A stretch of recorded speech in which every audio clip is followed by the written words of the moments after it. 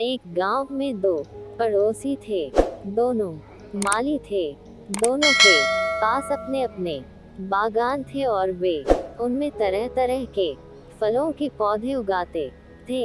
यही बागान उनकी जीविका के साधन थे। उनमें से एक पड़ोसी बहुत सख्त था और अपने पौधों की जरूरत से ज्यादा देखभाल करता था। उसे लगता था कि पौधों की अगर ठीक से देखभाल नहीं की गई तो वे नष्ट हो सकते हैं। लेकिन दूसरा पड़ोसी पौधों को प्राकृतिक रूप से विकसित होने देने पर विश्वास करता था। वह पौधों की उतनी ही देखभाल करता था जितने की उन्हें आवश्यकता थी।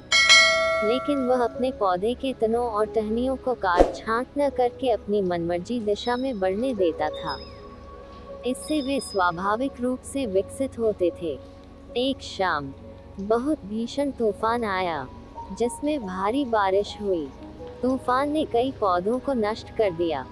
अगली सुबह जब सख्त पड़ोसी उठा तो उसने पाया कि उसके सारे पौधे उखड़ गए और बर्बाद हो गए।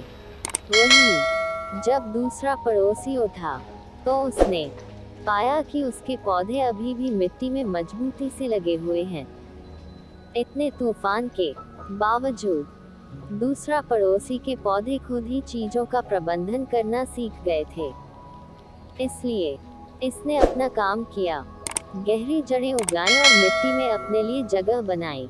इस प्रकार ये तूफान में भी मजबूती से खड़ा रहा। जबकि उस सख्त पड़ोसी ने अपने पौधों का जरूरत से ज्यादा ख्याल रखा था।